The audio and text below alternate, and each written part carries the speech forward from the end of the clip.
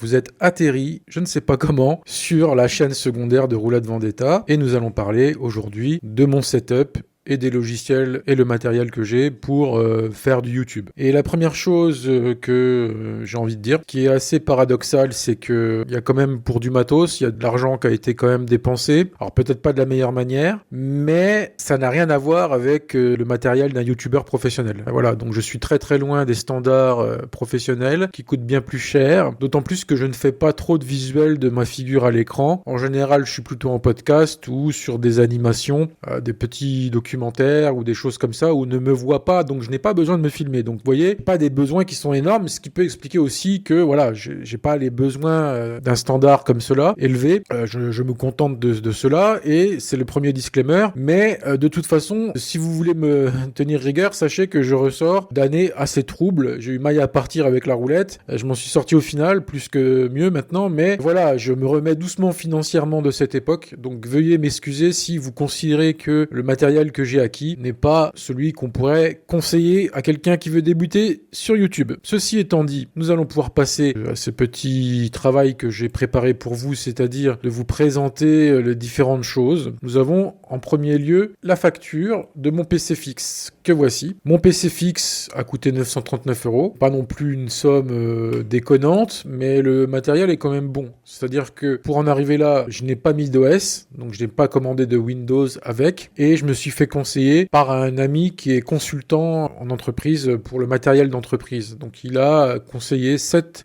configuration au vu de mes besoins en développement, en remplacement d'un ordinateur portable qui commençait à devenir assez âgé, qui n'avait que 16 Go de RAM, je crois. Donc là, on est sur un 2x32 Go de mémoire vive, ce qui nous mène à 64 Go, ce qui est fort bien. Nous avons un AMD Ryzen, tout ce qu'il y a de plus sympathique. C'est pas non plus un foudre de guerre, mais bon, c'est dans les standards quand même pour faire quelque chose un peu il y a 8 cœurs, etc. C'est pas non plus, voilà, c'est pas le top, mais franchement, je m'en plains pas. Il y a un disque dur, bien évidemment, SSD, parce que sans ça, vous ferez rien dans la vie. Bon, aujourd'hui, c'est le standard, mais bon, j'ai quand même un SSD et avec 1 Tera. J'estime que en dessous d'1 Tera, ça devient difficile d'avoir, quand on sait que Windows prend déjà, je sais plus combien, une trentaine de gigas de mémoire, je vous dis ça, c'est peut-être même plus. Donc en fait, vous avez intérêt dans la vidéo, faut de la place. Et après, il n'y a pas vraiment de carte vidéo. Et c'est ce qui fait, justement, que le prix est assez contenu. Pour un développeur, la carte vidéo, c'est plutôt inutile, puisque en général, la carte vidéo, c'est plutôt pour ceux qui font du jeu vidéo ou du montage. Parce qu'il faut savoir que cet ordinateur-là, on me l'a payé dans le cadre de mon travail de développeur. Donc évidemment, je n'ai pas pu inclure dedans quelque chose qui sortait du cadre de l'activité de développeur. Mais il faut savoir que si vous voulez faire du montage vidéo, etc., bien évidemment, une carte vidéo dédiée, par exemple Nvidia, vous permettra d'avoir accès à des fonctionnalités avancées comme CUDA, etc. Et donc en fait, au moment où vous faites du montage vidéo, votre logiciel va se servir de la carte vidéo pour faire certaines tâches. Donc je rentre pas dans les détails là parce que premièrement je suis pas du tout un expert de tout ça, je sais juste que je ne ressens pas vraiment de faiblesse à ce niveau-là quand je fais du montage parce que je fais du petit montage. Et donc c'est ce que je vous disais tout à l'heure, mes besoins en montage vidéo sont assez spartiates et donc dans ce cadre-là, on peut se permettre justement d'avoir un matériel, on va dire de bureautique plus. Là en fait on se retrouve avec un ordinateur de développeur et développeur c'est de la bureautique plus. Voilà, il n'y a pas besoin de plus quand on fait développeur. Donc ça c'est ok. Maintenant nous allons voir mon ordinateur secondaire. Donc j'ai un ordinateur secondaire que moi j'ai acheté cette fois-ci et qui donc là j'ai pas fait la connerie j'ai pris un ordinateur de gaming. Alors non seulement je vais pouvoir jouer, enfin je peux jouer avec cet ordinateur que j'ai depuis quelques années, ça fait 2 ou 3 ans. Là on l'a à 560 € d'occasion, moi je l'ai eu dans les 700 €. Bon là j'ai pris HP, c'est du costaud. Bon il est le clavier est de couleur verte éclairée, je trouve ça assez rigolo. Bon il y a pas grand chose à en dire. Moi j'ai rajouté une barrette pour arriver à 16 Go parce que très intéressant de le dire, mais pour le développement, si vous programmez avec Visual Studio notamment, moi je programme avec Visual Studio, je vais vous montrer, c'est hyper lourd. Ça c'est le logiciel avec lequel je fais de la programmation. Je peux vous assurer que 16 Go c'est le minimum et 32 Go il est beaucoup plus content. Voilà, donc c'est pour ça. Bon, après je sais pas s'il y a des développeurs qui vont regarder cette vidéo, mais de toute façon même 16 Go, ça va être aussi sympa pour vous dans la bureautique plus. Et dans la bureautique plus, j'inclus du petit montage vidéo, j'inclus des tâches qui sont un peu plus gourmandes que le Word. Word, Excel, bon, je suis pas un expert du Word, Excel et compagnie, mais je dirais que 8 Go ça peut suffire. Mais bon, de toute façon, à notre époque, la nouvelle norme des PC qui sont vendus, j'ai l'impression qu'on ne vend plus rien en dessous de 8 gigaoctets.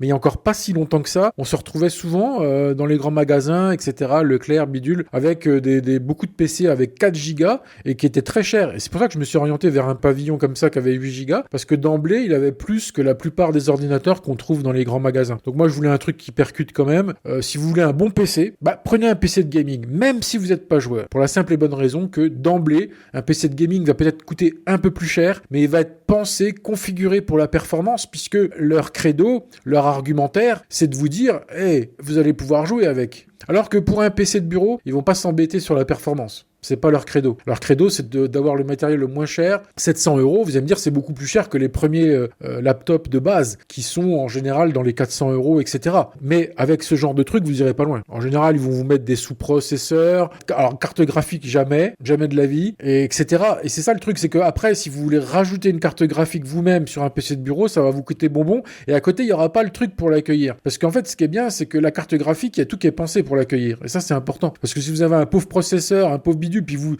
dites chouette, je vais rajouter une bonne carte graphique, mais à côté vous avez le reste qui suit pas forcément en fait. Donc là, si vous voulez avoir un PC de gaming, alors que moi je suis pas un gros joueur, je joue de temps en temps, je joue beaucoup sur émulation, c'est-à-dire des anciens trucs genre Super Nintendo, etc. Donc dans ce cadre-là, j'ai absolument pas besoin de puissance. Et de temps en temps, je vais lancer mon jeu de foot.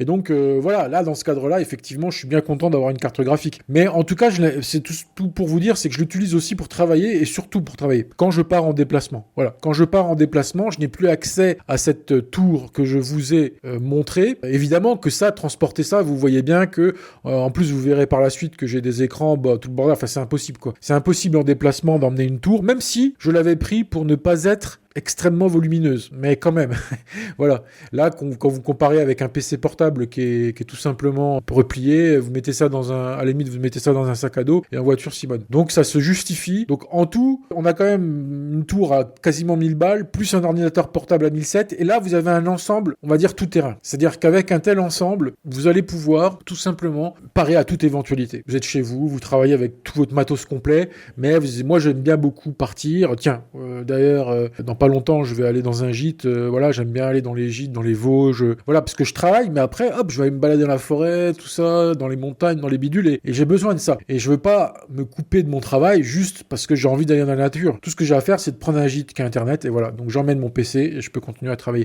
Encore faut-il avoir un bon PC portable et pas se faire couillonner, parce que je m'étais fait couillonner justement par le passé. Avant, j'avais acheté un Lenovo, j'avais été charmé par son prix, et puis par le fait qu'il était quand même costaud pour son prix, parce qu'il était, comme je l'avais acheté sur Internet et Amazon, tout ça, il était bien mieux que les configurations qu'on trouve dans les grandes surfaces. Moi, je me sers toujours des grandes surfaces parce que c'est quand même un endroit où tu sais que si tu as un problème, eux, ils vont quand même assurer la maintenance. Tu vois, par exemple, si tu vas à la Fnac ou si tu vas chez Darty, etc.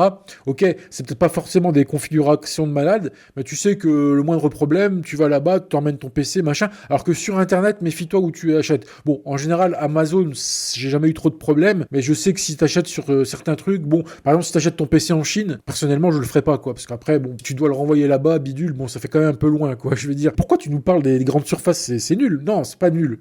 Pas pour certaines personnes. Mais pour moi, ça représente un étalon. Et tout ça pour vous dire que mon ancien portable Lenovo, quand je l'ai acheté, bon, je savais qu'il était quand même mieux pour le prix que ce qui était proposé en grande surface. Mais ce que j'avais pas vu venir, c'est que déjà, au bout d'une semaine, il y a un ventilateur qui a cramé. J'ai dû changer donc le ventilo. Mais le problème, c'est qu'il y avait que en Chine qu'il fallait commander. Et je vous le donne en mille, c'était le Covid. Donc j'ai commandé mon fameux ventilateur et je pouvais plus me servir de l'ordi. Enfin si, je pouvais m'en servir, mais il fallait que je le refroidisse. Alors j'avais mis des tas de ventilateurs autour, mais il fallait que je fasse super gaffe parce qu'en fait, il pouvait cramer en fait le truc. Je crois il a mis 1 mois et demi à arriver mon ventilo. Parce que là, on était dans des restrictions, même plus. C'est une mésaventure que maintenant, j'achète plus du tout comme ça. Moi, mon HP, je l'ai acheté sur Amazon et je l'ai acheté neuf. Parce que là, je voulais faire gaffe, mais vous pouvez très bien l'acheter comme ça, d'occasion, mais ça dépend à qui. Moi, je vous conseille de reprendre du reconditionné. Ne n'achetez pas, là, je vous montre un mauvais exemple, justement. Là, vous achetez sur Rakuten, c'est un particulier. Non, ce qu'il faut, c'est que vous allez sur Amazon et vous allez, ou bien dans Cdiscount. Il y a un super site, c'est Cdiscount. Ils ont franchement, ils ont une section reconditionnée, ou même Amazon. Même Amazon, ils ont une section reconditionnée, et quand vous savez que c'est reconditionné, au moins il y a eu un contrôle, un check-up. Par exemple, si la batterie est morte, ils vont vous changer la batterie avant, tout ça. Il y a Black Market, qui est un super site aussi. Donc il y a moyen pour les gens qui n'ont pas envie de mettre 900 balles comme moi dans une tour, et toi j'aurais pu économiser sur la tour si je l'avais pris d'occasion, mais comme c'est pas moi qui l'ai payé. Mais imaginons que toi demain tu as envie de te payer une tour plus importable pour être comme moi, résilient face à n'importe quelle situation. Bon bah ta tour, tu pourrais très bien l'avoir à 500 balles et ton PC de gaming dans les 400-500. Donc tu te retrouverais, tu vois, peut-être dans les 800, 900, allez, 1000 balles gros max pour avoir une configuration vraiment tout terrain. Après, comme je te l'ai dit, si vraiment tu veux être un youtubeur, enfin un monteur professionnel de vidéos, là c'est autre chose. Là, on parlera plus des mêmes configurations. Mais disons que il y a beaucoup de gens qui vont me regarder, qui vont être plus dans la passion le dimanche, ils vont un peu tâtonner, faire des trucs. Tiens, je vais lancer un peu d'IA, je vais faire un peu de retouches graphiques dans GIMP, je vais faire des tas de choses qui sont pas foufou en termes de puissance qui est recommandée. Et là, du coup, tout ce que je vous montre aujourd'hui, ça peut extrêmement vous intéresser. Alors maintenant, on va passer aux écrans. J'ai 2 écrans. Je l'ai pas pris trop gros parce qu'en fait, j'ai remarqué quelque chose. Quand un écran est trop gros, il vous fatigue plus la vue. Et donc, pour moi, en tout cas pour mon confort personnel, 24 pouces représente le maximum pour un écran pour ne pas justement tomber dans ce travers qui est de vous fatiguer la vue. Parce que, en plus, en fait, votre globe oculaire, si l'écran est trop grand, il va être obligé de parcourir un petit peu pour voir les choses. Il faut que, d'un ensemble, vous voyez un peu tout. Et le 24 pouces, si vous vous placez correctement dans votre bureau, pas le nez devant, vous pouvez à peu près voir tout. Et 24 pouces, c'est extrêmement confortable. Donc là, on voit qu'il vaut 129 €, mais c'est pas très cher. Franchement, honnêtement, un écran de 24 pouces à ce prix-là, donc là en plus, c'est un quoi? C'est un AMD? Qu'est-ce que c'est? Non, c'est un Omen, je sais pas, Omen je connais pas, mais en tout cas, je sais plus là. Moi en fait, en écran principal, c'est un HP. Qu'est-ce que c'est? Est-ce que c'est HP? Moi j'ai pris cet exemple-là de 24 pouces, c'est pas ce que j'ai. Moi j'ai un écran HP, mais là par contre, je l'ai acheté en grande surface. Voilà, je l'ai acheté en grande surface parce que je me dis en cas de problème, j'ai même pas besoin de le réemballer, je l'emmène direct au magasin. Et en fait, s'il faut savoir un truc, c'est que dans les magasins, vous allez trouver des bons écrans parfois, et que comme ça, vous vous emmerdez pas, voilà. À la livraison, vous allez l'acheter, vous repartez en caddie avec, et puis s'il y a un problème, puis en plus c'est rare les problèmes, mais il peut y en avoir. S'il y en a un, il suffit que tu le ramènes au truc, alors que si tu l'as acheté sur internet, il va falloir je sais pas comment ça va se passer selon le site où tu iras, mais ça rajoute une petite couche de travail à faire. Et j'ai un deuxième écran qui est beaucoup plus grand. Et cette fois-ci, là, c'est un Lenovo. On va prendre par exemple ici un Lenovo 32 pouces. Là, ça commence à causer. Donc là, c'est vraiment celui que j'ai. C'est vraiment la marque Lenovo. C'était la sous-marque d'IBM. Alors, je sais pas s'ils ont été rachetés entre-temps. Mais à la base, c'était ça. Et donc, là, je m'en sers en écran secondaire. Si, par exemple, je veux regarder une vidéo YouTube, jouer à un jeu vidéo, ou je sais pas quoi, ou par exemple, visionner mon travail, mais tu vois, là, avoir une vraie bonne vision de mon travail, hop, ou regarder un site web qui a beaucoup de données, hop, je tourne la tête, voilà. Mais en fait, il est à droite, en fait, en ce qui concerne les 2 écrans, j'avais quelque chose à vous dire. Si vous êtes tenté d'acheter un deuxième écran, eh bien, je serais moi tenté de vous dire, réfléchissez est-ce que vous avez vraiment l'utilité? Pourquoi? Parce que c'est beaucoup plus fatigant de travailler sur 2 écrans. Moi, c'est quelqu'un qui vous parle. Moi, si vous voulez, ça fait très très longtemps que je travaille sur ordinateur, et c'est vraiment parce que j'en ai besoin. N'allez pas vous amuser si vous êtes un kéké du dimanche, vous achetez double écran. Là, vous voyez, déjà, ça fait 260 balles, plus 100 machin et tout. On arrive tout de suite à des sommes assez élevées. Pour quoi faire si vous n'en avez pas l'utilité? Surtout que c'est très fatigant. Parce qu'en fait, alors là, quand je vous disais tout à l'heure la fatigue, là, vous allez faire une fatigue x2. Moi, j'utilise beaucoup les 2 écrans, donc vous tournez la tête. Ensuite, avec ma souris, je suis tout le temps en train... Ah ouais, ça, c'est un truc infernal. Je suis tout le temps en train de déplacer des fenêtres. Parce qu'évidemment, la fenêtre que vous voulez visualiser, elle est rarement positionnée. Parce qu'en fait, c'est Windows qui propose le double bureau. En fait, je trouve que c'est assez mal pensé. Je trouve que la manière que Windows a de réagir à ce que vous faites est assez mal pensée. Ça va jamais dans mon sens. Donc, je suis toujours obligé de réorganiser ce que je fais parce que d'emblée, ça va pas faire comme je l'aurais voulu. Et donc, c'est tout un micmac. En plus, Windows considère que vous avez un écran principal. Donc, hop, vous êtes obligé de mettre un écran principal. Et dans celui-là, c'est là que les icônes, en général, ils sont. Donc, en fait, il y a tout un truc à gérer. Si vous n'en avez pas l'utilité, je vous conseille pas de faire double écran. Surtout que quand vous avez un écran principal comme le mien qui est en 24 pouces, je suis désolé, mais d'ailleurs, j'ai une photo à vous montrer si vous voulez. Alors, voici mon setup. Alors, je l'ai pris en photo dans le cadre d'une vidéo que j'ai faite sur ma chaîne principale assez récemment. Une vidéo qui consistait à explorer un petit peu l'offre qui existait en termes de logiciel de roulette, d'analyse de roulette. Donc, je me suis dit, tiens, je vais me prendre en photo, ça pourrait être assez rigolo. Effectivement, on voit mes 2 écrans. Donc, l'écran principal ici qui est quand même sensiblement plus petit que l'autre. Comme je vous l'ai dit, là, on est quand même sur du 32 pouces, là, du 24. Mais comme je vous dis, 24 pouces, c'est largement suffisant. Regardez là, la place que vous avez. Là, j'ai quasiment... regardez, il y a plein de données. Il y a beaucoup de données qui sont affichées sur cet écran 24 pouces. Donc vraiment, c'est du luxe que d'avoir un deuxième sur le côté. C'est vraiment parce que moi, je travaille dans le métier de développeur et que voilà, ça se nécessite, quoi. Mais autrement, franchement, des fois, il y a des jours, je m'en sers pas, quoi, parce que je me dis, tiens, j'ai envie un peu de me reposer. Je me focalise. En plus, on perd son focus. Le problème, vraiment, ce qui me gêne dans cette histoire de double écran, c'est qu'on perd souvent son focus. Par exemple, je vous donne un exemple. On est en train de taper du Word ici. Bon, on va être tenté de mettre un truc à droite pour se divertir ou une vidéo YouTube, un machin. Et... En fait, il faut des fois faire des tâches où on est que sur un écran. Mais je sais pas, il m'attire des fois le deuxième écran et donc il va me sortir de mes tâches parce que c'est toujours tentant d'aller mettre une vidéo de je sais pas quoi, de Squeezie, de je sais pas quoi pour se divertir, tout ça et machin. Et puis après, on met de la musique, on met des tas de trucs parce on se sent large, voilà. Mais donc des fois, je fais l'effort de dire ok, aujourd'hui je l'éteins, hop, je reste sur le premier écran et on n'en parle plus. Voilà. Donc c'était histoire de mon setup en image. Maintenant, on va passer à un élément qui est très important, c'est la souris. La souris, c'est un élément extrêmement important et moi, j'ai opté pour une souris à boule. Ma vie a complètement changé depuis ce jour-là parce que j'avais des douleurs. Est-ce que c'est au fait que j'avais déjà eu des problèmes avec mon bras droit pour un autre problème que j'avais eu? Je ne veux pas y revenir parce que c'est personnel, mais j'avais eu un problème au bras, je ne sais pas si c'est lié. Donc, je ne vais pas vous dire que mes douleurs au bras étaient forcément dues à ma souris, mais en fait, on va dire que c'était un couple entre un problème que j'avais eu au bras personnel et plus la répétitivité du geste souris. Et là, du coup, des fois, j'avais quand même un certain inconfort. Faut dire un truc, c'est que les souris, en général, elles sont pas bien imaginées pour la main. Là, avec ça, votre main est légèrement courbée vers la droite, puisque là, c'est plus haut ici que là. Ce qui fait que déjà, ça respecte la physionomie de votre avant-bras. L'avant-bras est composé de deux os qui sont parallèles. Quand vous avez une souris plate à l'ancienne, ces deux os-là risquent de poser problème, parce que c'est pas dans leur nature d'être tout le temps vrillés. Parce qu'en fait, pour mettre la main à plat, la paume vers le bas, sur une souris normale, il y a une contorsion quelque part. Alors je sais pas si c'est les termes exacts, mais je peux vous dire une chose, c'est qu'avec une souris comme ça, au départ vous allez galérer peut-être 2-3 jours parce qu'une souris à boule, effectivement, vous allez tout faire avec le pouce. Et j'ai jamais eu de problème de pouce. Je me dis, attends, méfie-toi, ça se trouve un jour tu auras des problèmes de pouce. Là on voit bien que la main est... Là si vous voulez, ça c'est la bonne forme de la main. Vous me direz, il y a certaines souris qui sont sans boule, qui respectent. Oui, c'est vrai. Mais n'empêche que c'est mieux. Voilà. Même s'il y a des souris qui respectent ça, là, ce qui est bien, c'est que vous n'avez pas à bouger votre bras. En fait, votre bras reste statique. Donc, il n'y a pas de risque de fatigue, justement, du bras. Et moi, je m'étais dit au départ, oh là là, c'est dangereux, peut-être, à cause du pouce. Je me dis, à force, ton pouce, mon pote. Non. En fait, c'est ça qui est assez incroyable. Le pouce, il ne morfle pas. Même si vous en faites pendant 3-4 jours d'affilée. Enfin, faut pas exagérer. Si vous faites de la souris pendant 3 jours d'affilée, vous avez un autre problème.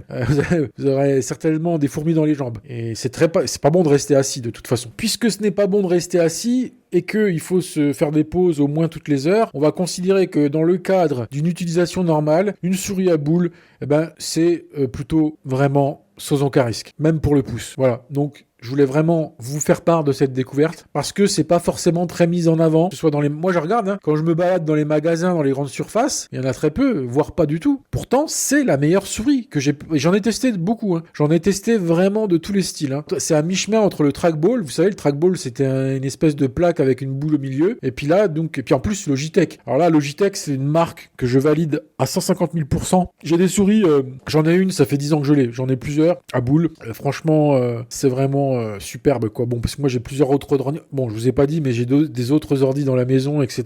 Des ordis de secours ou des ordis où je fais des tests. Parce que voilà, quand on fait du développement ou qu'on aime bien bidouiller, des fois j'achète des ordinateurs d'occasion à 100 balles juste pour le plaisir de faire un peu ce que je veux dessus, installer un Linux bizarre, faire un réseau interne avec des tests des tests réseau, des bidules. Donc j'ai beaucoup de souris et donc justement dans ce cadre-là, j'ai testé beaucoup de modèles. Franchement, pour moi, en tout cas, c'est peut-être un peu personnel, mais en tout cas, je peux vous dire que la souris à boule, c'est vraiment génial. Maintenant, on va passer au clavier. Alors pareil, niveau clavier, on va avoir un peu le même raisonnement, si vous voulez, que pour l'ordinateur gaming dont je vous ai parlé tout à l'heure, où on va pas forcément dû faire du jeu avec. Là, moi, j'ai opté pour un clavier gamer, alors que sur mon PC principal, je n'ai pas beaucoup de jeux. Je ne fais quasiment, même jamais, j'en fais jamais presque. Je regarde beaucoup de vidéos de jeux, par contre, sur grand écran et sur mon écran secondaire, mais je joue peu, parce que quand je joue, c'est plus sur l'ordinateur portable qui est dédié à ça, parce que comme ça, mes jeux sont pas installés là où je travaille. Il faut pas mélanger. Moi, je dis, il faut une machine où tu as tes jeux et une machine de travail. Comme ça, y a une coupure.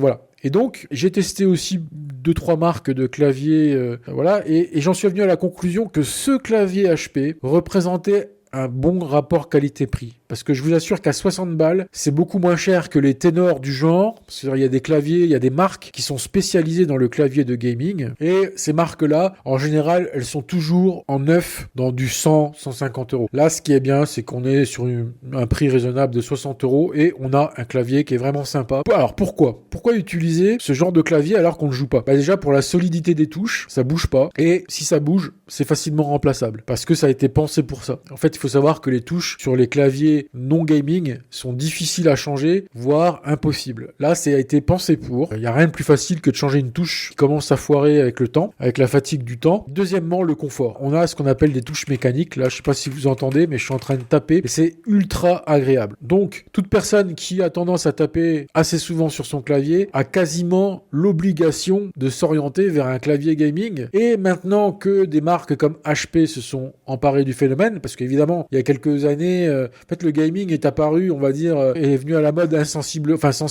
petit à petit, en fait. Petit à petit, au cours des 10 dernières années, je sais pas à partir de quand, mais au cours des 10 dernières années, on va dire que petit à petit, c'est devenu mainstream. Alors qu'avant, c'était plutôt un groupe de passionnés et il y avait des marques dédiées et les marques normales s'en emparaient pas trop. Là, qu'une marque comme HP, alors moi, je suis pas du tout sponsor d'HP, hein, mais on aurait pu prendre d'autres, hein. C'est-à-dire que moi, j'étais tombé par hasard sur ça, mais j'aurais pu tomber par hasard sur, je sais pas quelle autre marque connue comme Dell. Je sais pas si Dell en fait, mais il y a plein de marques, on va dire mainstream ou professionnelles comme Dell, qui ne sont pas dédiées au gaming, mais qui proposent à côté une gamme gaming. Et c'est ce que fait HP. HP, c'est mainstream, mais ils ont leur petite, comme mon ordinateur portable que je vous ai montré tout à l'heure, le Pavilion qui s'appelle d'ailleurs. D'ailleurs, le clavier aussi s'appelle Pavilion. Donc tout ce qui est gaming chez HP s'appelle Pavilion. Mais mon ordinateur portable que je vous ai montré tout à l'heure, c'est aussi de la gamme Pavilion. Donc après, je sais que Dell font aussi cela. Voilà, c'est ce que je vous ai dit tout à l'heure, c'est les Republic of Gaming. Voilà, les ROG Dell, c'est des PC portables dédiés au gaming. Alors je sais pas si eux aussi, comme HP, ils ont des claviers, mais c'est pas important parce que si vous hésitez, vous n'avez pas envie de vous prendre la tête, foncez sur celui-là. Moi, je l'ai acheté, ça fait un moment que je l'ai. C'est du costaud et il est en vert. Et j'adore ça. Alors après, je crois que dans les configurations, on peut changer, on peut mettre du blanc, on peut mettre ce qu'on veut, mais moi, j'aime bien le vert. Ça fait Matrix. Voilà, c'est mon petit kiff. Alors maintenant, on va passer au haut-parleur. Alors là, c'est tout à fait propre à chacun. C'est pour ça que je vais pas trop m'apesantir sur le sujet. Il faut savoir que moi, j'en ai trouvé d'occasion à 50 € à Cash Converter. Donc voilà,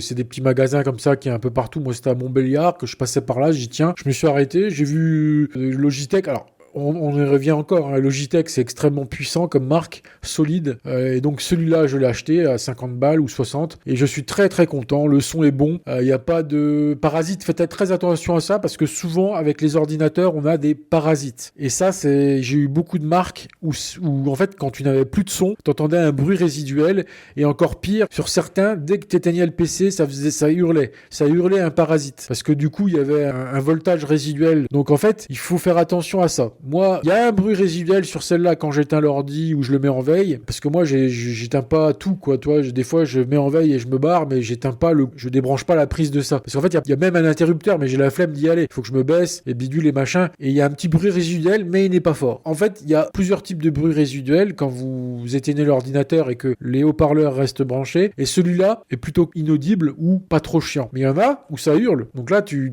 sursautes même. Donc il y a le premier problème là, ça va, celui-là, il l'a pas. Et deuxième truc intéressant, c'est que il ne perd pas la connexion parce qu'il y a certaines marques qui perdent la connexion avec le PC. Et je vous parle même pas de connexion Bluetooth. Je parle simplement qu'il y a un détecteur de son. Et en fait, des fois, il y a c'est souvent, même celui-là, il l'a, c'est-à-dire il se met en veille. En fait, il y a quand même une veille intégrée. C'est pour ça que j'ai pas peur d'user de l'électricité et que je ne l'éteins pas pour la simple et bonne raison qu'il y a une veille intégrée dedans. Mais le problème, il faut qu'elle soit bonne. Donc ça va, Logitech, comme c'est une marque sérieuse, il n'y a pas de problème à ce niveau-là. Mais j'ai acheté des fois des espèces d'ensembles audio sur Amazon de marques chinoises parce qu'elles étaient moins chères et en fait elles ont toujours un petit pépin soit à la veille parce que il faut en sortir après de la veille. Et il y en a certains, elles n'arrivaient pas à en sortir. Ou d'autres, j'avais acheté il y a pas longtemps un truc comme ça en Bluetooth en me disant le Bluetooth c'est cool, tu parles. Il y avait un décalage avec les paroles et les lèvres dans les vidéos YouTube. Parce qu'en fait le Bluetooth, faites attention. Moi j'ai un filaire entre le PC et les haut-parleurs parce que le Bluetooth il y a un décalage temporel. Donc c'est pour ça que je conseille pas le Bluetooth. Ça pose plus de problèmes qu'autre chose. Le Bluetooth c'est bien quand tu pars en voyage, que tu veux écouter de la musique dans ta tente ou en faisant du vélo ou je sais pas quoi.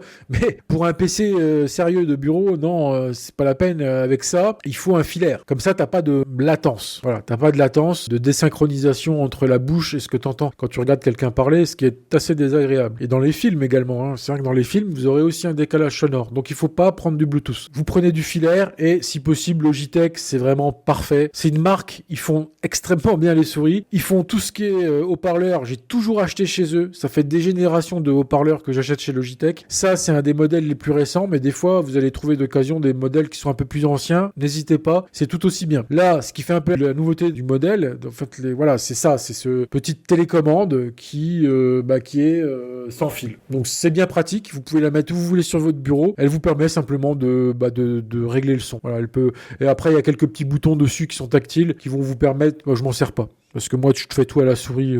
Voilà, sur mon écran, j'ai pas besoin de. Par exemple, si je suis dans Spotify et que je veux avancer dans une musique, je vois pas trop l'intérêt. Si, ce qui est bien, c'est que vous pouvez aller dans votre lit avec. Vous voulez avoir une télécommande dans votre lit et voilà, c'est comme une petite télécommande et voilà, vous pouvez la mettre soit sur votre bureau, soit l'emporter avec vous si vous êtes loin de l'ensemble, PC, haut-parleur. Donc c'est assez sympatoche. On va passer maintenant donc à ma webcam. Alors je m'en sers assez peu, donc c'est pour ça que je vais pas en parler. Je veux juste vous dire que j'ai acheté une Creative. Alors pareil, Creative, c'est relativement solide, connu. Ils font énormément d'accessoires depuis énormément de temps. Donc quand on achète du Creative, on n'achète pas simplement un modèle parfait, un modèle précis, on achète un nom. Voilà, donc c'est pour ça que après avoir testé différentes choses, je me suis aperçu que pour le prix, ce qui est vraiment intéressant ici, c'est pas simplement le nom, c'est le rapport qualité-prix. C'est-à-dire que pour 30 €, vous avez une très bonne marque. Vous allez me dire, il y a certainement mieux. Oui, il y a certainement mieux avec des webcams qui vont vous faire des trucs en 360, des trucs de fou. Là, il y a des Logitech par exemple. Le Logitech par exemple, là, c'est 60 balles sur celle-là. Vous voyez? Est-ce que ça se justifie vraiment? Non. Pour moi, ce que j'en fais, je m'en sers assez rarement. Si, je m'en sers, je vais pas vous mentir. Mais c'est pas quelque chose de crucial chez moi. Il n'y a pas de fonctionnalité dont j'ai besoin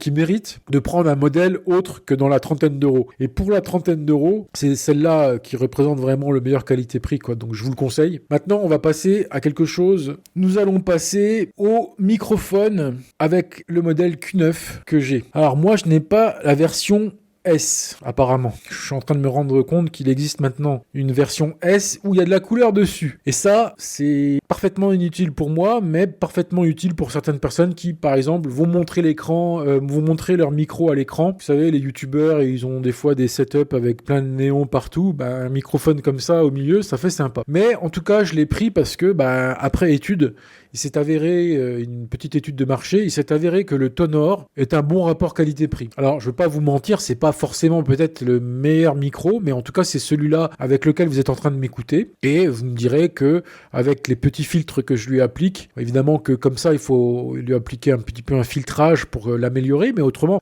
pour le prix, c'est surtout ça qui est intéressant, c'est que pour le prix, vous avez quand même le bras, vous avez quand même le truc, et que franchement, c'est vraiment un bon micro, quoi. Évidemment, ça va pas être comme un micro à 300 balles ou je sais pas quoi, mais franchement, pour une utilisation que j'en fais, j'en suis très très content. Et d'ailleurs, quand je l'avais acheté, il était plus cher. Voilà, moi à mon époque, je crois qu'il était dans les 80 balles. À l'époque, mettre 80 € dans un micro, ça constituait selon moi une dépense presque professionnelle. Alors peut-être que d'autres me diront, non, 80 € c'est pas une dépense professionnelle. Mais moi, dans mon esprit, je suis en train de passer des micros que je prenais habituellement, tu sais, à 15 balles, les micros casques, les bidules, tu sais, tu les jettes parce que t'en as marre, et ça marche plus, c'est nul, le son est pourri, t'es déçu. Et puis je me dis, tiens, là, je vais investir. Alors, c'était pas mon premier micro. Je vais vous le montrer juste après. Mais donc, j'avais déjà mis un pied pour vous dire l'état d'esprit de, justement, quand j'ai acheté celui-là, qui est le Zoom 1. Alors maintenant, oui, il vaut cher et encore maintenant. Et ça, je l'avais acheté il y a très longtemps. Ça fait il y a au moins une dizaine d'années parce que, à l'époque, il n'y avait pas cette volonté chez moi d'être forcément devant mon écran. C'était quelque chose que je voulais pouvoir emmener un peu partout. Par exemple, j'avais une chaîne de musique et des fois j'interviewais des artistes et tout ça. Et je prenais avec moi mon micro et c'est vrai qu'il était pratique parce qu'avec, il les montre pas à l'écran, mais dans ce site, il ne montre pas le pied. Mais voilà, il y avait un pied un peu comme celui-là. On la voit pas là. Il y a une vis sur le côté qui permet de brancher un pied en tout cas. Alors je sais pas s'il était mis avec, mais en tout cas c'est possible d'en mettre un. Mais en tout cas, il y avait une mousse avec et un sac de transport. Et en fait, j'avais acheté ça, et aujourd'hui, je m'en sers que vraiment dans de rares cas parce que, vous allez le voir après, j'ai mon téléphone. Donc mon téléphone, ça va être le dernier élément de matériel que je vais vous présenter avant de passer à tout ce qui est logiciel. Mais je n'utilise plus aujourd'hui cela pour la simple bonne raison que je trouve que l'écran est un peu trop petit pour ma vue qui baisse. Voilà, j'ai une vue qui baisse et de toute façon, on aura toujours un plus grand écran sur un smartphone et que la différence n'est plus très élevée. Oui, à l'époque, la différence de qualité entre ce micro-là et un téléphone smartphone était énorme. Parce que, à l'époque, quand j'ai acheté le Zoom H1, ah oui, les smartphones, c'était pas terrible. Ils étaient pas mal. Ils commençaient à avoir des bonnes caméras, tout ça, mais c'était pas le top du top. Là, aujourd'hui, maintenant, vous allez le voir, on est quasiment kiff-kiff. Et pourquoi aller m'embêter avec un appareil, donc, qui a un bien plus petit écran, c'est pas simplement moitié ou là, c'est carrément beaucoup plus petit. Ça, cet écran-là, il fait quoi? Il fait la taille de 2 pouces, même pas. Je parle de pouces humains. C'est-à-dire que tu mets ton pouce dessus et tu vois plus rien. Et c'est vraiment petit, et il y a l'histoire des piles. Les piles, c'est un truc à gérer en plus que je n'ai pas à faire avec mon téléphone parce que mon téléphone est déjà chargé en tant que téléphone. Un téléphone, on pense toujours à le charger et on pense toujours à l'emmener. Et ça, il faut penser à l'emmener, il faut penser à avoir des piles et en plus, l'écran n'est pas top. Mais pourtant, je vais vous dire quelque chose, il est 15% meilleur au niveau sonorité que mon téléphone. Mon téléphone reste 15% en dessous en termes de qualité que ça. Mais j'estime que ça vaut le coup de plus utiliser mon téléphone pour le côté pratique. Parce que par exemple, tiens, j'ai envie de faire un petit podcast dans ma voiture avec mon téléphone que je vais vous présenter après, j'ai pas à me poser le souci. En général, le téléphone, je l'ai. C'est extrêmement rare que je l'oublie. Parce qu'en fait, le téléphone, à notre époque, est devenu un peu notre extension. C'est un peu notre queue de chat.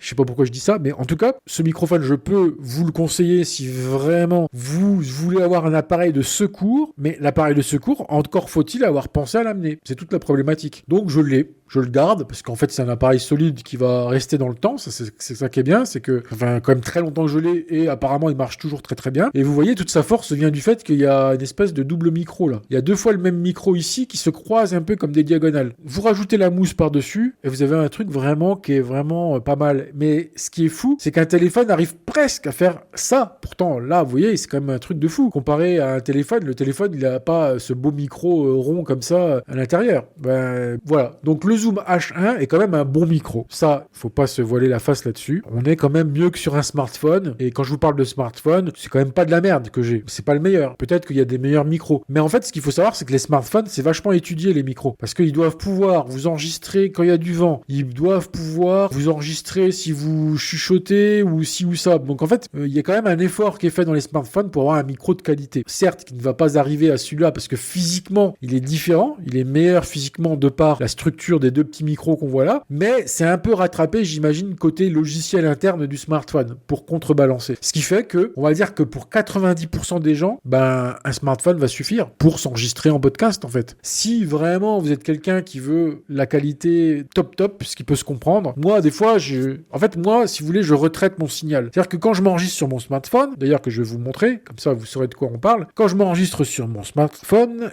après j'applique évidemment un traitement dans un logiciel que je vais vous montrer par la suite. À un appareil comme un smartphone de ressembler à un appareil comme celui-là, c'est bien sûr le logiciel que vous allez utiliser. Moi, étant sous Android, j'ai installé Parrot, l'enregistreur vocal. Et c'est un mode gratuit. Bon, il y a quelques petites publicités qui s'affichent, mais vraiment rien d'envahissant. Et vraiment, il y a des fonctionnalités qui sont professionnelles. Je vais vous donner juste un exemple. Je ne vais pas rentrer plus en profondeur dans le détail, mais simplement vous allez comprendre.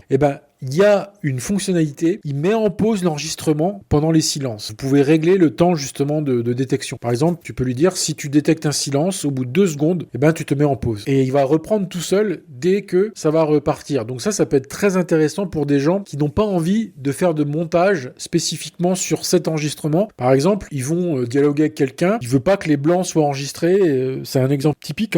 Donc ça, c'est vraiment pour vous montrer que dans un logiciel gratuit, avoir ce genre de choses qui est de l'IA, en fait. Ça, c'est de l'intelligence artificielle. Et moi, ça fait des années que j'utilise Parrot. Donc vraiment, c'est vraiment un logiciel qui est vraiment sympa pour ça. Et je vous le conseille. Un bon smartphone avec Parrot comme logiciel installé. Alors, je sais pas si Parrot existe sous iPhone, mais il doit y avoir un équivalent, je l'espère. En tout cas, voilà. J'ai ce petit téléphone qui, vous le voyez, aujourd'hui coûte encore un peu moins cher que moi je l'ai eu il y a quelques mois. Je l'ai eu à 200 €. Voilà. Mais moi, j'achète tout le temps des Xiaomi. Xiaomi, c'est une marque chinoise. Et en fait, pour moi, c'est un des meilleurs rapports qualité-prix du marché parce que vous avez quand même quelque chose d'assez puissant pour en général 200 balles. À chaque fois quand vous prenez un moyen de gamme chez Xiaomi, ça correspond correspond pour moi à quelque chose de vraiment top. Alors peut-être que pour d'autres personnes ce sera pas top, parce qu'après il y a des encore plus haut de gamme dans les 700 balles et compagnie. Mais là vous voyez, regardez, pour 143 balles vous avez triple caméra là. Je sais pas si vous vous rendez compte. Donc voilà, moi je filme pas souvent avec, donc je vais pas vous faire un retour détaillé sur comment il filme. Mais pour un type comme moi, un smartphone comme ça c'est du luxe. C'est comme si tu me donnais un jouet quoi. Dedans je peux faire des tas de trucs. La puissance le permet. Vous le voyez, il y a quand même 8 Go de RAM. Ça correspond à la RAM qu'on va avoir avec un ordinateur portable. Je sais pas si vous vous rendez compte que là, mon smartphone, finalement, c'est un mini ordinateur. Et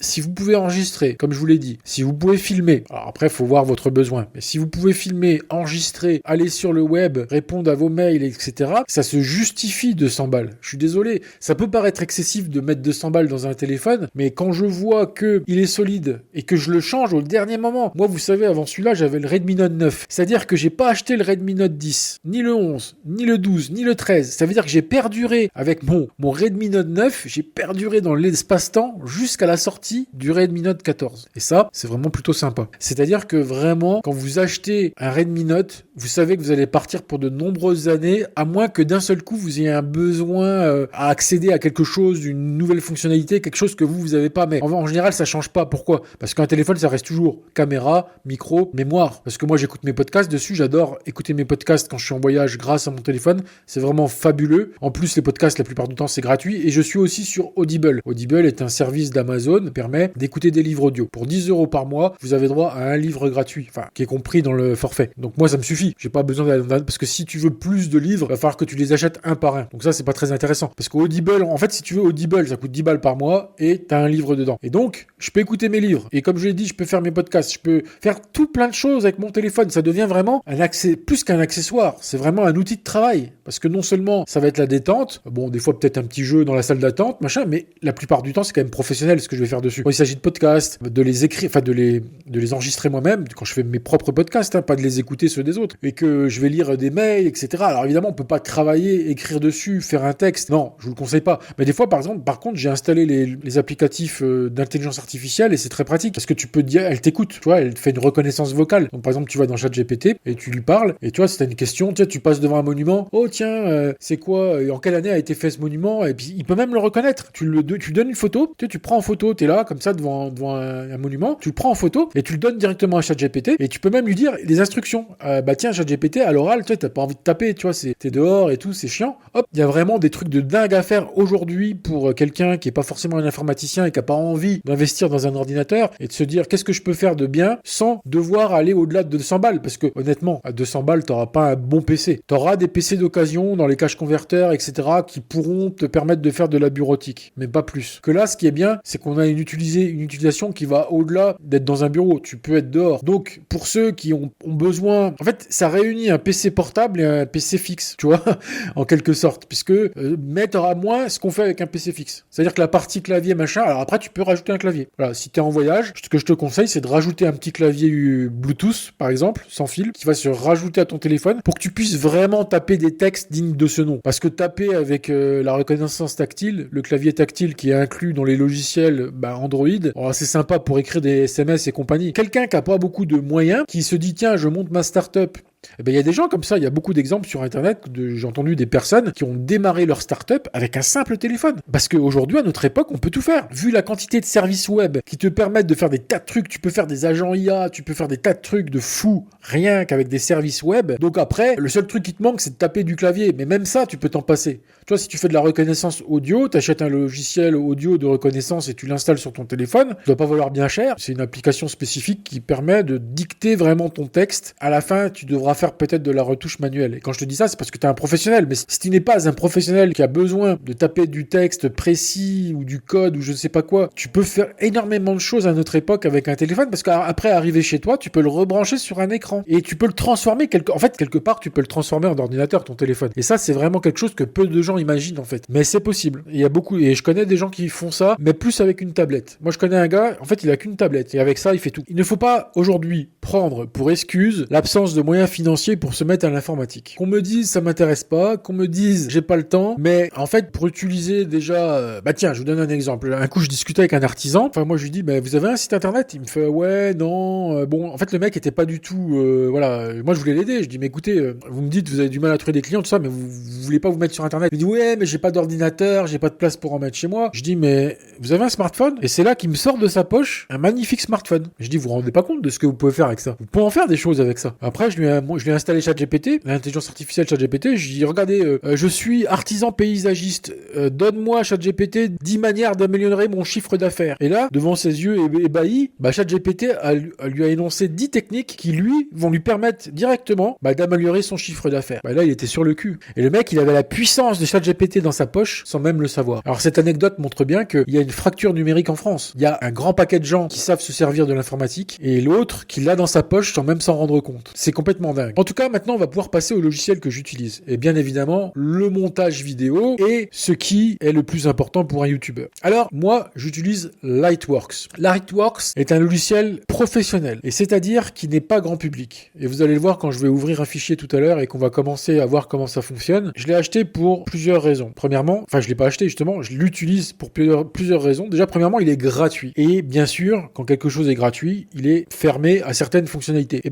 la seule fonctionnalité qui n'existe pas dedans, c'est d'exporter au-delà de 720p. 720p, c'est la résolution. Comme moi, j'ai pas besoin d'aller au-delà, par exemple, de sortir ma vidéo en 1080p, moi, ça me suffit du 720p. Parce que dans le temps, faut savoir un truc, sur les télévisions, c'était du 500p, 580p ou un truc comme ça, 560p. Donc aujourd'hui, 720p, c'est beaucoup mieux que les télés que quand j'étais petit. Moi, ça me suffit. J'ai pas besoin de faire du 4K, de je sais pas quoi. Si cette restriction ne vous ennuie pas, vous pouvez vous mettre à Lightworks. Car c'est un logiciel qui est utilisé avec des grandes productions, par exemple des chaînes de télé, c'est du très lourd, hein. Lightworks, c'est vraiment un logiciel extrêmement bon. Là, je suis en train, par exemple, de faire un montage qui est pour ma prochaine émission, enfin une future émission, c'est pas la prochaine, c'est une émission qui est en préparation pour dans un certain temps sur ma chaîne Roulette Vendetta, et donc on va l'ouvrir. Là, le montage est terminé, donc on va le lancer.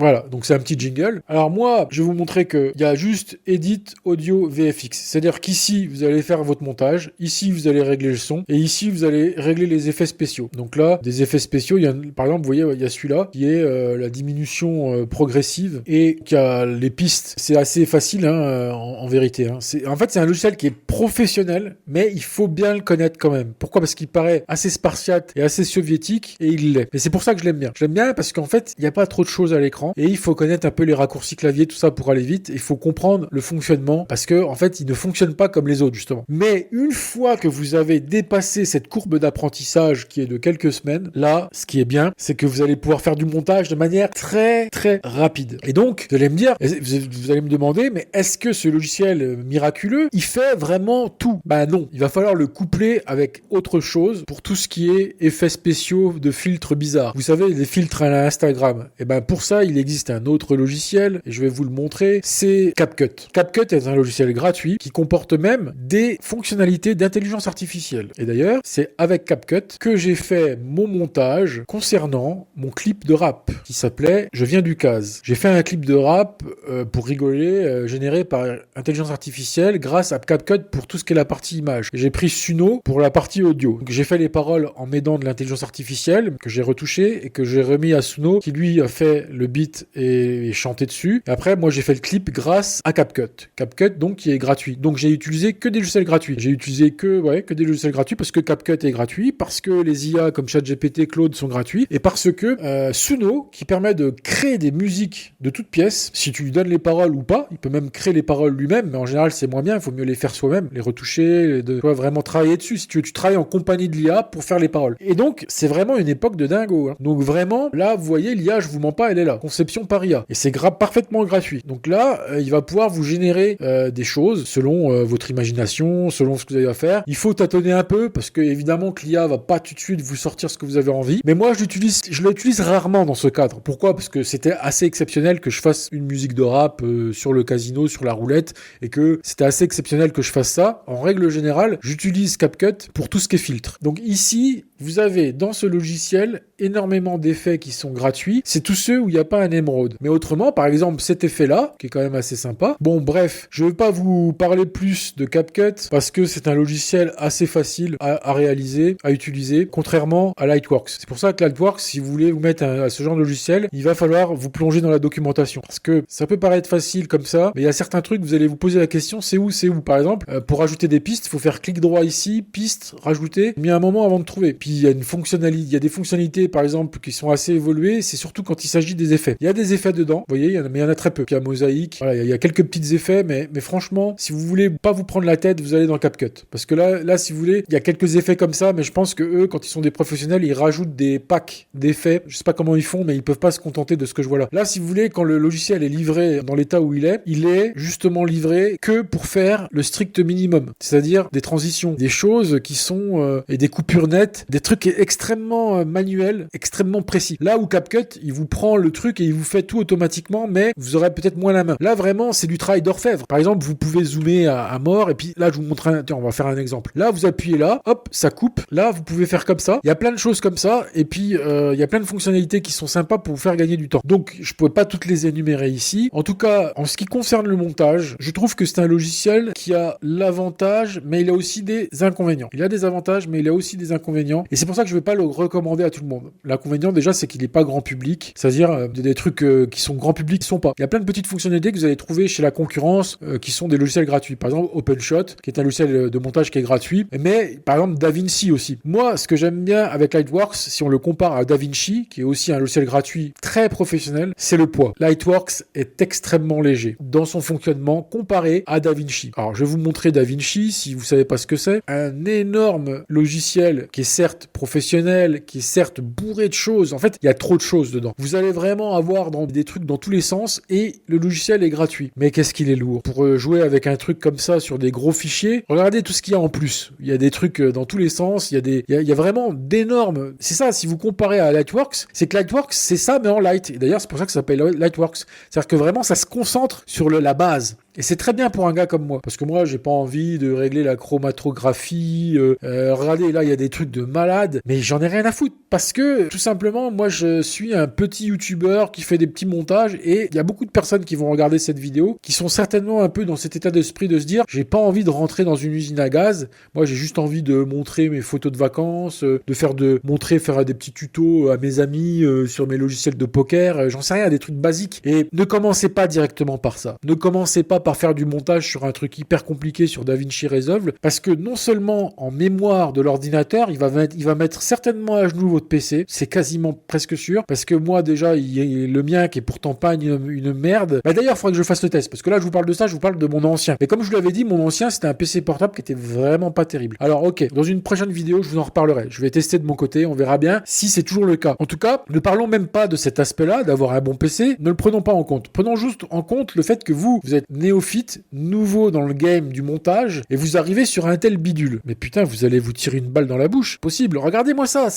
Il y a des trucs partout. Et moi, pour faire un montage correct, j'ai besoin juste d'un truc beaucoup plus simple, qui est solide. En fait, ce logiciel, il est stable. Ce logiciel, il permet de faire l'ensemble des choses dont j'ai besoin. Pratiquement. De temps en temps, j'ai besoin de compléter par un CapCut, mais c'est tout. Voilà, après, moi, je sais que c'est assez subjectif parce que ça va dépendre des gens, de ce qu'ils ont à faire, etc. Mais pour commencer, après, vous pouvez toujours aller plus haut, mais pour vous mettre, pour vous inculquer à vous-même les notions de base, parce que moi, il y a énormément de choses que Lightworks a été un professeur pour moi. Parce qu'en fait, Lightworks m'a fait comprendre des concepts de montage petit à petit, étape par étape, sans douleur. Parce que le logiciel le permet. Comme il n'est pas très compliqué, vous voyez, il est assez soviétique, assez spartiate, il y a très peu d'onglets. Vous voyez, il y a très très peu d'onglets. Mais dans ce très très peu d'onglets, vous allez petit à petit découvrir comme pas mal de choses. Et ce pas mal de choses va vous permettre déjà d'apprendre les bases du montage. Et une fois que ces bases-là seront acquises, vous aurez peut-être envie de vous perfectionner en allant sur un autre logiciel qui, je l'espère, est toujours gratuit parce que à mon époque ça l'était. Alors maintenant, on va parler du traitement sonore. La plupart des traitements sonores que j'effectue, je les fais dans Audacity. Une fois de plus, Audacity est un logiciel gratuit. Donc là, par exemple, je suis en train de m'enregistrer, vous voyez, avec mon micro. Après, on peut faire des coupes assez facilement, des copier-coller. Vous voyez, avec ça, vous allez vraiment, et en plus, vous pourrez faire cela sur plusieurs pistes. Et c'est vraiment très intéressant parce que vous pouvez exporter en format MP3, en format Wave, qui est un format un peu plus qualitatif, etc. Et surtout, vous aurez quand même déjà pas mal d'effets. Vous voyez, vous pourrez régler les basses et les aigus, etc.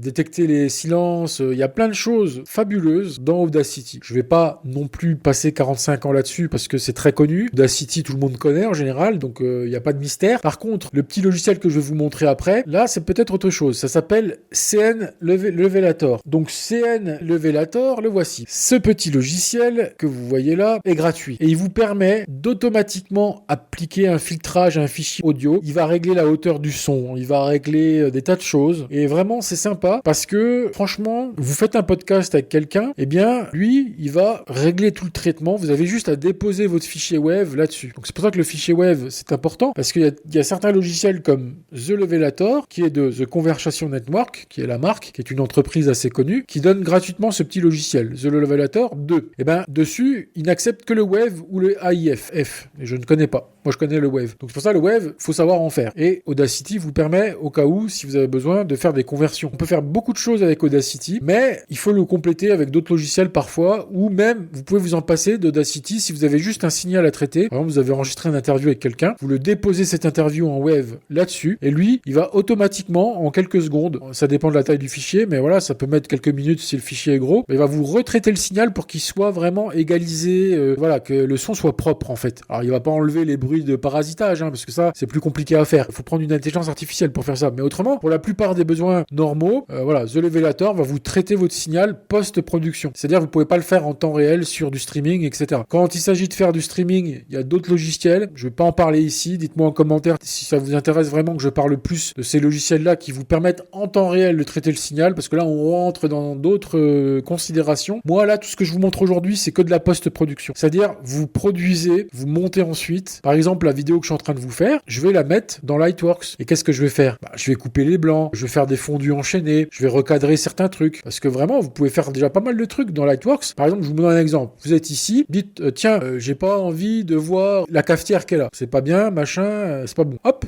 toc, voilà. Il y a vraiment de quoi faire. Il y a vraiment de quoi vous amuser dans ce petit logiciel qu'est Lightworks. Il y a plein de tutos sur Internet. Et donc ça, c'est de la post-production. Mais il y a plein de trucs dont je vous parle pas qui sont pour les streamers, comme OBS. OBS, par exemple, vous permet de streamer, d'enregistrer, de des tas de trucs. Donc j'en parlerai pas là. Et tout comme il y a certains logiciels qui vous permettent, eh bien, tout simplement, de traiter le son en temps réel. Donc ces logiciels-là, j'en parlerai pas parce que moi-même, je fais pas beaucoup de streaming.